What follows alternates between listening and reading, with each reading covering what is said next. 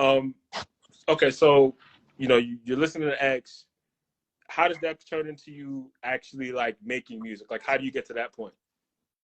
Honestly, I felt like his style was just so unique, and he was a creative person. And him always talking about whatever you wanted to do, just do it. And like him pushing it, it made me want to actually go and do it. So I just started, you know, talking on the mic. You know, Right. and got here. So I know pretty much you like when it comes to like making music and stuff like that. Pretty much you know how to do everything: record, engineer, everything. Yeah, Um, how did you like figure that out? Like, figure out kind of how to do it because it's kind of complicated, but you understand it. Um, for the engineering part, it was kind of like just asking my friends, can they send me their songs, and I could just, what I'm saying, like, can I get the vocals split from the beat and then, mix it, or I mean, on the beat side, it was usually like, I guess I was going on YouTube watching tutorials. I was always looking up how to record on FL Studio or Audacity, and that's how I was really learning from just YouTube. Why? Okay, so everybody, I feel like every rapper I talk to now, like they all tell me they started on like Audacity. I of course have used Audacity to like clip interviews and stuff like that. People Yeah, who don't use Audacity don't know that it's not a fun app to use. Like it's kind of like a yeah, headache. I don't like it.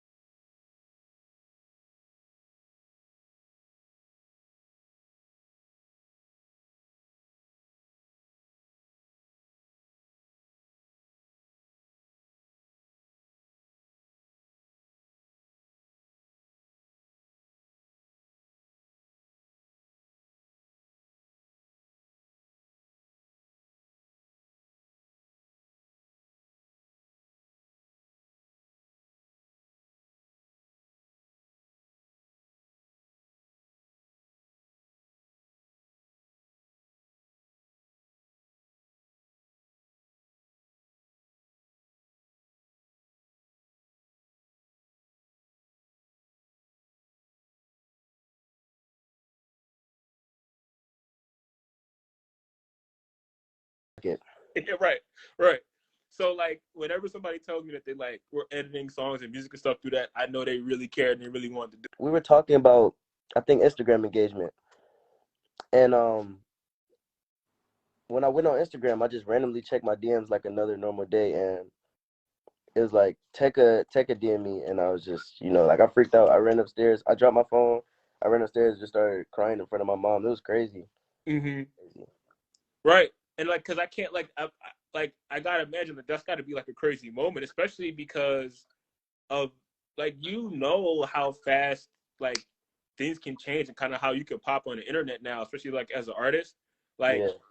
your life could change in like a couple of months. And I think right, and you kind of felt that in the moment, and things really started rolling after that.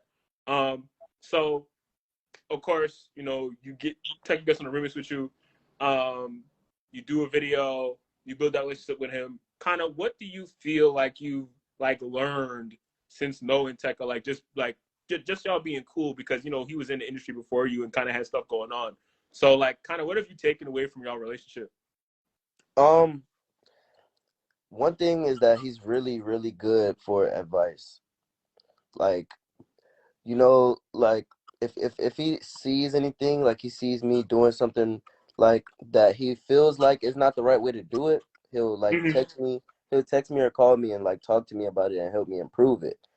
He's like always there, and there's always room for improvement. But you have to figure out a way to get to that improvement. And I feel Right. like he's always my go-to way to improve. Like he's like one of the people I look up to, and for it to be that easy for me to just hit him up and be like, "Yo, what you think I should change about this or that?" And, it's quick. Like it happens.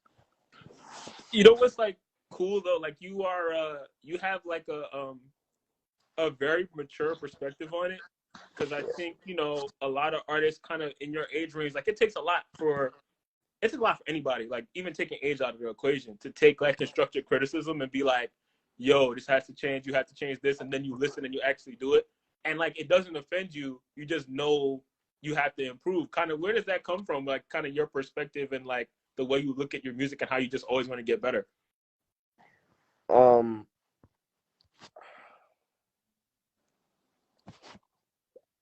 for for the for like how um you said like about the me being mature and the constructive criticism. Mm-hmm. At first, when people originally used to tell me things about my music, I wasn't really interested in hearing anything but my own opinion. But Mm-hmm. then when I realized things was going up, I had to see the change. So that's really when that's really when I started like taking ideas. You know, like when people would tell me things, I would just hear them out because you never know. I mean, one of your best friends could give you $1 million idea just like that. Like it's just like crazy because Right. it just really, I feel like for me, music, it doesn't necessarily run in my family, but I know so many people that are like into music. So at any time, it's like all I gotta do is just ask, what do they think Right. about something, and they can tell me. Like So you know, pretty much, I think with you, you know, you have like a lot of different songs that kind of started moving online and YouTube and on TikTok and stuff like that. Um, Tell me about Antisocial, which, you know, tremendous song for you, is everywhere. You know, let's talk about that, kind of you putting it together and then also it blowing up. um, I was talking to Majins and Slump one night on a school night, probably like what 4 a.m. We were just up late, just doing whatever, and Majins he was sitting there at his computer, and we were going through loops in his email, and a producer named CGM had sent him a loop, and I was like, "Oh yeah, bro, cook on that. Like that's fine. We got to do something with that." And he makes the craziest beat, and then it's just like we're thinking of like it's like it's really time for an evolution. Around there, it was Mm-hmm. really time for an evolution. We were thinking about doing something different. So we were thinking about some cinematic like type of thing. And he was like, "What if we did like jungle drums? Like like he was thinking of like drums." And I was like, "Yeah, yeah, like a marching band or something." We just we came up with the little marching band drum sound in the intro. And I guess from there, once I recorded on it, I didn't really think too much of it. Mm-hmm. I sent it to Slump, and like he finished it in like 15 minutes, and it was just like that. We just uploaded it the next day, and it just went viral. Like we woke up to that song having plays. Like it was crazy. So, and I know it, as you said, it happened like really fast. So after you put it out, it blows up. Kind of what starts happening then? Because like it's big enough to the point where that's the kind of stuff that like changes your life and kind of changes your career as like an artist. So what are the changes that like you experienced just off of that song? Off of Antisocial. I Yeah. can definitely say it brought a lot of attention towards me. Like if I'm in public and like say someone walks up to me and they're like, I listen to your music, and say if I asked them what song they knew, they would probably say Antisocial. There's a huge Hmm. that. So that's like that already tells you like probably the biggest change of it all. Like everybody that's a song that everybody knows, like it's crazy. Right. Um. Also, too, you've talked about it, and also, I've noticed it. Like, you are like friends with so many other artists that are kind of around your age group, and they're all kind of taking off. SG Kobe, Dami, Young Chris. How do you how do you like build that community where all of you guys are like cool and like respect each other's work and work with each other and stuff like that? Like, how did that come together? Because you all live in different places. I know it may look like it's a lot of people, but really it was way more than what it is now. Like there were so many people in this one community or whatever we want to call it, and then I feel like the people who were on what the like we were on another level. Like we Hmm. were we were ready to go. We were ready. We knew exactly what we had to do to get up. And the people who weren't on what we were on, they stayed where they were at. They're still at the same place. Hmm. All the people who knew what time it was, and when like we knew what we were doing. Right. Everybody else, like we elevated, like we went on another level. So we've all known each other for a break. Like this isn't new. Like we knew like it was all the humble people out of the group. It was all the Hmm. people who were ready to work, people with work ethic, people who were always recording. Like we just elevated on people. It was crazy. Right. And that's got to be cool too, because I mean, that's one thing to be successful, but also that like the people that you have known for such a long time, y'all been working together for a minute, and it all kind of came together for all of you guys, kind of like around the same time. So, I mean, it just says, just like you said, that y'all were humble and y'all kept working. Y'all understood that that's what it was gonna take. Uh, Yeah. so in all that, y'all been making music stuff like that. At what point did you feel like kind of confident in your ability to make music? Did you always feel like, no, I'm good, this is always going to be good? Like, when did you get to Uh, that point? nah, I always every time I make a song, I always know for a fact there's room for improvement. Like I said, like 15 minutes ago, Mm-hmm. there is room for improvement. Like there's always room for improvement. So no matter how good we think the song is when we're making it, there's always something better that we can do that could make it like that'll probably give it the extra 30,000 plays, the extra 60,000 plays. There's always room for improvement. So like you're never at your peak. You're never at your peak. You're never at your highest. There's always a higher level. Whether you reach it or not, there's always a higher level. There's somewhere you can go that you never expected to go. Right. I know that like you're early on when you were really getting to this, like you had like the support of your family and stuff like that, and like they were happy to see you make music, and they're kind of like were with what you were doing. Kind of how important do you think that was, kind of with to the point you get to now? Because I know early on when you start making music, it's important to have people around you who like believe in what you're doing and like what you're doing. Like that helps keep you going.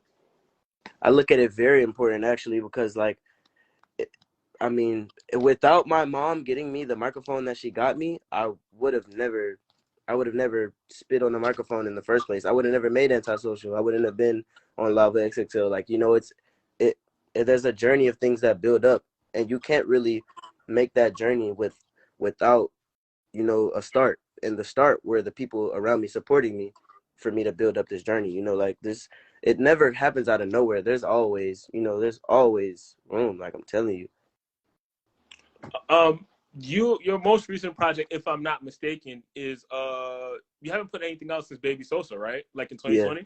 yeah. So you know, compared to from then to now, like you're so much bigger now, and like kind of, how do you think like your music has changed from even then, like to now? Like, what do you think you've added to the music and kind of how you approach it? Honestly, I branded my sound more. I developed myself more. Like, uh, I really there was certain type of beats I was looking there was certain type of beats I was looking for back then. I was always looking for another artist type of beats. Like Mm-hmm. there was always someone new for me every day. Like it's like I hadn't found myself back then, and which I feel like I still haven't found myself now. I don't know. I don't know exactly where I'm gonna be at in the next 10 years. Like there's Mm-hmm. like it's like I can go from a Chief Keef beat to an X beat to a Ski Mask beat to like I can just switch easily. But like now, when you hear a beat, it's so you can tell it's branded because you can tell if you hear a beat, you can tell it's an antisocial type beat. You can tell it's a Prada type beat. You can tell it's an antisocial 2 type beat. Like you can hear it. You know, like we we we brand our sounds for the Hmm. people to know. Like when you hear a beat with those drums, you're gonna instantly think of Baby Santana. That's what it is. You know. Like, Um, Now it feels like pretty much every time you put a song out, eventually the song is going to blow up if it doesn't blow up immediately, right? yeah. Um, why do you think, like, kind of, what do you think it is that you're doing that's making that kind of happen for you? Because like it's happening so consistently now. I don't just think it's me happening. I'm doing my job by getting on the microphone, recording, and Hmm. working every day. I think it's really the supporters that are doing their job. They're the ones boosting my music. They're the ones putting it on their stories, playing it at school, sending it to their friends, streaming it every day, buying the song. Like it's not me, it's us. It's not just a me thing. It's all Hmm. of us doing it together. So What do you think? What do you think is the biggest moment in your career so far? the biggest moment, um, the biggest moment. Wow. That's actually hard to think about because there's been a lot of things so far that we've actually done. I think like probably the biggest thing is Rolling Loud or meeting Cole Bennett and doing a video with him or like Hmm. meeting some of my inspirations. You know, there's not a really certain big moment for me yet, but I mean we're gonna see because there's time. Right? It just seems like for you, there's always a big moment. Like there's always something happening, and it's like, all Yeah, right, that was bigger than before, right? yeah. Um, what would you? Okay, so also since we didn't talk about this, like what in your opinion, like what are your biggest songs? Like what if you wanted somebody to like check you out, like what are the songs you would want them to hear? I would tell them to go to exactly is my sound, which is probably like antisocial, like literally, like the big songs. I blew Hmm. up off of those big songs because they sounded like me. I blew up off of those songs because it didn't sound like anyone else. Like if you hear antisocial, you know it's me. If Hmm. you hear antisocial to it, you know it's me. You hear Prada, you know it's me. Like I was. That's how people are going off of music.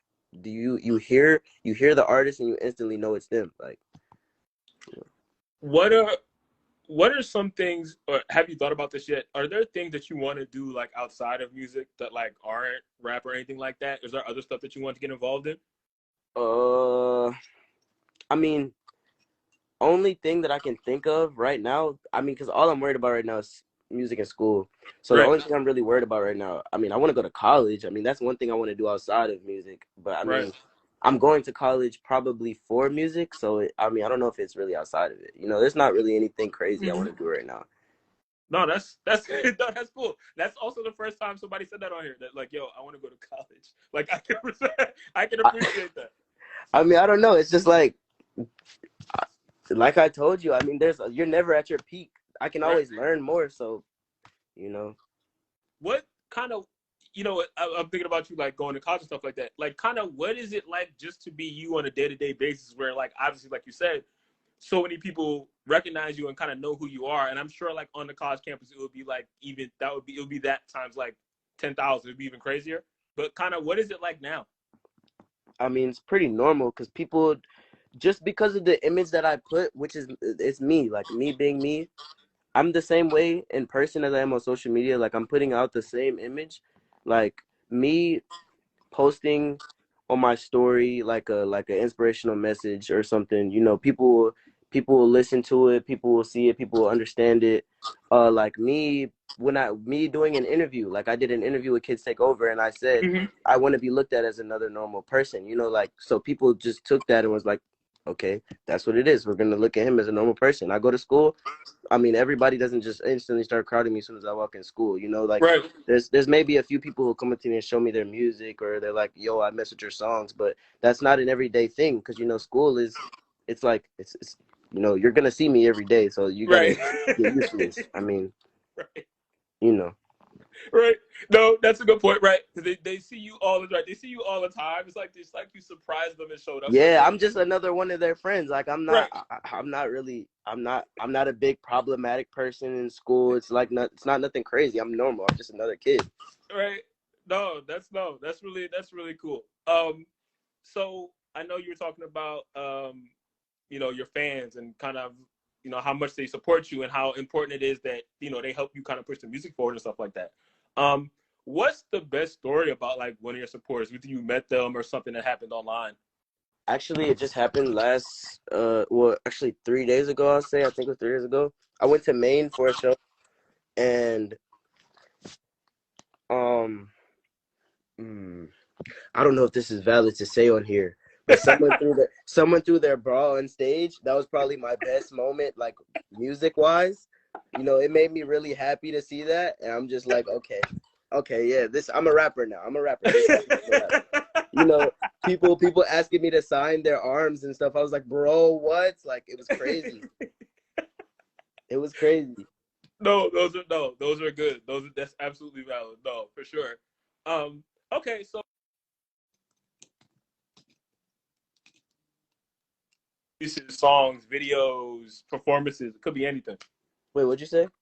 Oh, what do you have coming up next? It could be like anything: songs, videos, performances. Oh, I am going on tour with Lil Tecca, BK, The Ruler, and Young Chris. We are going on Like tour. the Love You tour. Yes, we are going on the tour, the official tour, March 30th, I believe, either March 30th or the 29th. We are starting at Atlanta. We are going to turn up, so we will definitely see y'all soon. And also, I have a project coming soon, Gautier, if y'all haven't realized. It's coming out soon. I have music soon, videos soon, everything. It's all coming. Promise. Right. No, that's hard. Right. And I like how you tried to make sure you got the date right because they're gonna hold you. Yeah, they're gonna be like, Right? bro, why aren't you here? Like, like, Right. yeah. Right. You know how it goes. No, for sure. But absolutely, man. Is there anything you want to talk about that I didn't ask you about? Is there anything I want to talk about that you didn't ask me about? Yeah. Um, Not necessarily. I mean, this is probably one of the most different. I guess I'll call it an interview. I guess I don't know. This is probably one of the most different ones I've done because they weren't like the most generic questions. Because a lot of times it's is there an inspiring message that you want to tell the youth? I mean, yeah, but like I hear it a lot, so it's just I don't No, know. I appreciate that, man. No, for sure. But like, would you even saying that question about the like inspiring youth thing? Like you said, of course there is, but like when you're asked it on the spot, it's like, well, I don't know what to say. Yeah, Like, yeah, right, yeah, for sure. No, but thank you, man. I appreciate it. Thank you. Shout out to everybody who checked in, and thanks, Louis Santana. Appreciate it, my man. for sure, All right. bro.